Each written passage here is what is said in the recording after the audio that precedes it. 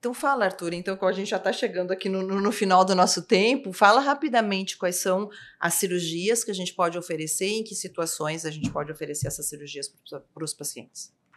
Eu dividiria as cirurgias em 3 tipos, né? Aquela cirurgia onde a gente tem certeza de onde as crises se originam e a gente vai remover essa porção do cérebro, né? Que seriam as chamadas ressecções corticais ou ressecções cerebrais. Então, esse é um tipo de cirurgia. Você vai lá e você tem uma certeza muito grande de onde vem, você vai lá e remove. Posso fazer só uma pergunta? Essa é a que o senhor mais gosta? Eu não gosto. A rigor, eu não gosto de nenhuma, né? É o que o paciente precisa, né? Mas essa é a que eu mais gosto. Vou dizer por quê. É a que mais cura. Essa é definitivamente a que mais cura. Então, quando a gente puder oferecer esse tipo de cirurgia, essa é sempre a melhor opção para o paciente. E nós vamos sempre oferecer isso daí, né? Se isso é gostar, então eu gosto, né? E continua sendo a maior parte dos procedimentos que a gente faz, né?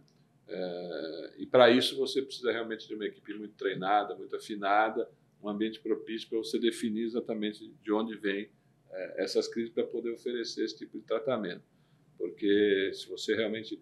A gente vê, a gente acompanha, a gente recebe os pacientes operados em outros lugares, a meu ver, de maneira muitas vezes inadequadas, e etc., especialmente nos lugares que não tem toda essa atenção multidisciplinar que você tem por aqui, e os resultados podem ser muito ruins por falta de exploração adequada desses indivíduos, né? Mas dentro de um ambiente adequado, né, essas cirurgias ressectivas são as que mais oferecem chance de remissão completa. Eu prefiro falar de remissão, né? Porque cura, para mim, é um troço que você não sabe o que vai acontecer com o indivíduo daqui a 50 anos. Então, para dizer que você realmente curou o indivíduo, você teria que acompanhar ele até a morte dele para saber que ele foi curado. A gente fala cura, né? A gente fala em remissão da epilepsia, né? Acho que seria mais adequado, vamos dizer assim. Da mesma maneira que paliativo não é adequado. O modificador da doença é muito mais adequado, mas são coisas que a gente estão tão arraigadas no nosso palavreado que às vezes a gente se trai mesmo, né? Utilizando esse tipo de coisa nas discussões. Então, essa seria um tipo, a ressectiva. O outro tipo seria o que a gente chama de desconectiva, né? Que seria aquela cirurgia que você desconecta estruturas ou hemisférios, etc. Só parando um pouquinho. Então, assim, nessas cirurgias ressectivas, geralmente os pacientes têm crises focais, né? Sim, crises focais, tanto que se você remover uma porção específica do cérebro. Agora, as chances de remissão completa das crises nessas cirurgias ressectivas é muito alta.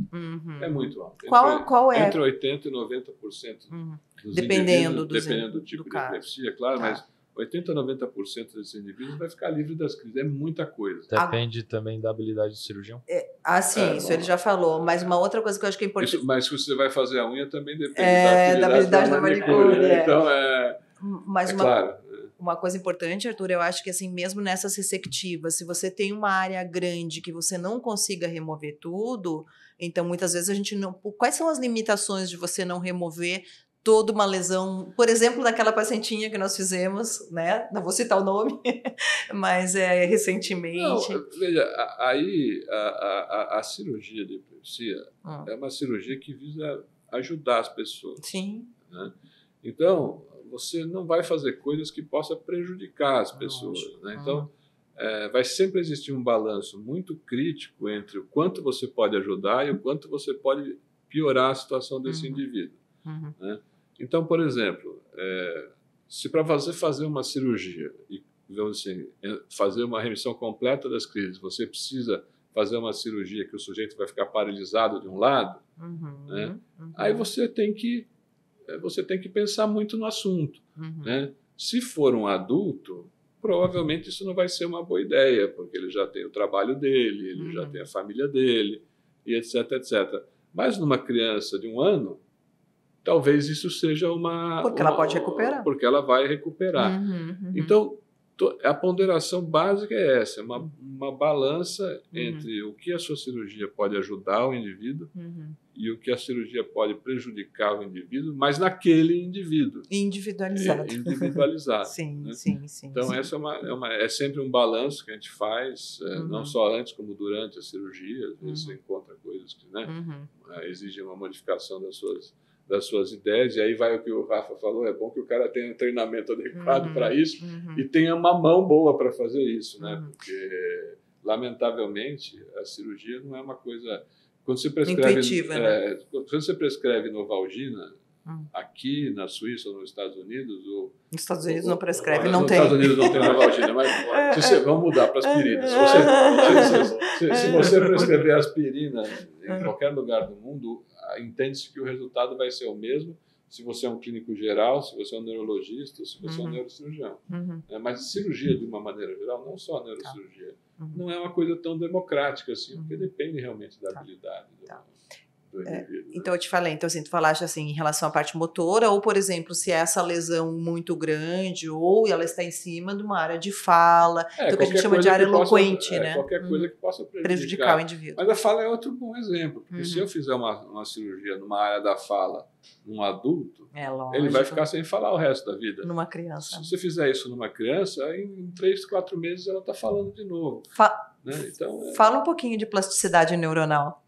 Da plasticidade neuronal? Isso. Então, principalmente para a área da fala, né? Isso. Até 7, 8 anos, essa criança, se a gente faz a hemisferectomia, por exemplo, no lado dominante, lado esquerdo da fala, essa criança possivelmente vai transferir para o outro lado. E isso eu posso falar porque com o chefe, quando eu estava na residência ainda, ele fez isso, acho que 3 casos lá no BC. No hospital. E foi assim. Só que antes ele fez um teste. Teve um dos casos, acho que tinha 17 anos. E aí ele fez um teste e a criança já tinha transferido para o outro lado. Pode operar. Mas a criança, principalmente a criança, ela tem essa capacidade de adaptação. De adaptar e de transferir áreas cerebrais. A fala é uma delas. A da visão, a gente não tem essa capacidade, mas ela aumenta a quantidade de sacadas. Ou seja, ela consegue aumentar a quantidade de vezes que ela olha, suprindo essa área que... Esse déficit, né? Déficit. Que foi retirado. Principalmente, a criança, principalmente. O adulto tem uma dificuldade maior, mas a criança tem essa plasticidade para conseguir aumentar a velocidade da sacada, da mirada, do olhar, para ter essa plasticidade. Então, isso é interessante, porque a criança ela tem o cérebro ainda em desenvolvimento. Então, esse cérebro em desenvolvimento ajuda muito por isso da cirurgia ser indicada. Isso que eu ia dizer, precocemente. É lógico, porque... Pode denunciar a idade? Eu lembro que lá em 2015, ele estava fazendo ambulatório com a gente lá na residência, e aí ele estava falando dos gangliogliomas, né? É um tipo de tumor, gente. Que causa epilepsia. E aí ele estava falando que era um tumor muito diagnosticado em paciente adulto, né? Porque começou a ter imagem. Então, esses pacientes, na verdade, não tinham ressonância anterior. É lógico. Então, foram pacientes que foram operados muito tarde. Hoje a gente vê os pacientes com ganglioma são crianças. Né? Não são adultos. Então, acho que assim, mais um ponto daquilo que a gente estava falando, né? De quanto mais cedo a gente operar. Eu sou um fã incondicional de operar crianças. Claro. E a maior parte, como eu disse, a nossa média de idade vem caindo muito. A maioria dos nossos pacientes hoje são população pediátrica. Não que a gente não vá opere adulto, lógico. Opere adultos, claro, mas assim, mesmo os adultos nós temos apressado o processo para tentar ajudar. Mas tem um tipo de cirurgia que eu acabei não mencionando ainda. Caloso. Esse eu comecei, mas todas as técnicas de neuromodulação, né, que hoje em dia são utilizadas, e inclusive algumas delas a nossa clínica é pioneira a nível mundial, né? Então temporal. Como o DBS temporal, como estimulação de centro mediano com alguns tipos de modificações que a gente fez, etc. Mas são técnicas que são muito úteis naqueles pacientes que não são bons candidatos para aquelas cirurgias que a gente chamou de ressectivas, né? E efetivamente essas técnicas estão aumentando em número aqui dentro. O número de realização dessas técnicas está aumentando, porque os pacientes que nós estamos vendo hoje em dia são muito complexos. São super refratários, né? Super refratários, e alguns deles não se encaixam nas condições de você fazer uma cirurgia ressectiva. E, mais uma vez, é importante que você esteja fazendo neuromodulação num ambiente que possa oferecer tudo. Né? Sim. Porque, senão, você vai sempre acabar oferecendo uma coisa que é a única que você tem. Aquela história de que, se você tem um martelo, tudo vira prego. Né? Então, é isso que não deve ocorrer. Então, a neuromodulação é uma coisa que está ocorrendo numa quantidade muito grande nos últimos anos VNS, aqui dentro. Diga, né? VNS, VNS, DBS. O número de pacientes vem crescendo, mas aqui dentro, dentro de um ambiente muito protegido, onde você pode oferecer as outras técnicas. As outras coisas. Né? E essas técnicas de neuromodulação, elas se encaixam dentro do que a gente entende como minimamente invasivas. Né? E que intuitivamente vai muito na direção do que vamos dizer assim, o consumidor, o paciente, né, quer. Né?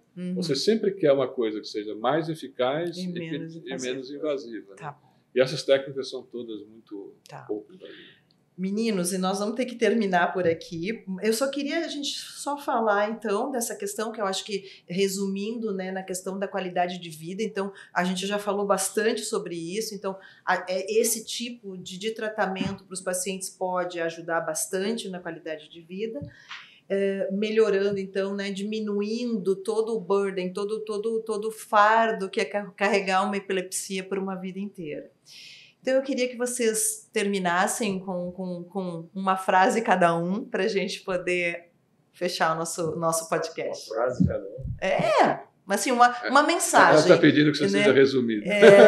Não, uma mensagem. Qual que é a tua mensagem final para as pessoas que estão nos vendo? Uma mensagem final? Posso pensar. De supetão, assim? Eu acho que a mensagem final seria...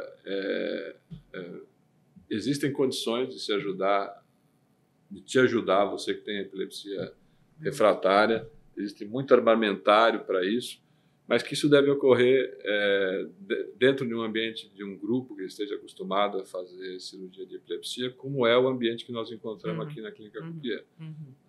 Então, nós estamos à disposição para, se tivermos alguma coisa que a gente possa contribuir mais em termos de conhecimento. O nosso site tem bastante conteúdo, né? E toda a equipe, tanto a clínica que a Cris coordena, como a parte cirúrgica, acho que está à disposição para tentar ajudar vocês. E eu termino, então, dizendo que eu acho que hoje, com toda a possibilidade que a gente tem de acesso à informação, que vocês procurem informação de qualidade e interroguem, né? Vão atrás do que vocês julgam que possa melhorar a vida e a qualidade de vida de você, do seu familiar e de todos que estão em torno nessa família, que estão cuidando dessa pessoa portadora de epilepsia. Então, eu agradeço a vocês terem ficado conosco, agradeço vocês a participação e a nossa conexão com o Kiert segue. Se você gostou desse episódio, nos siga nos próximos.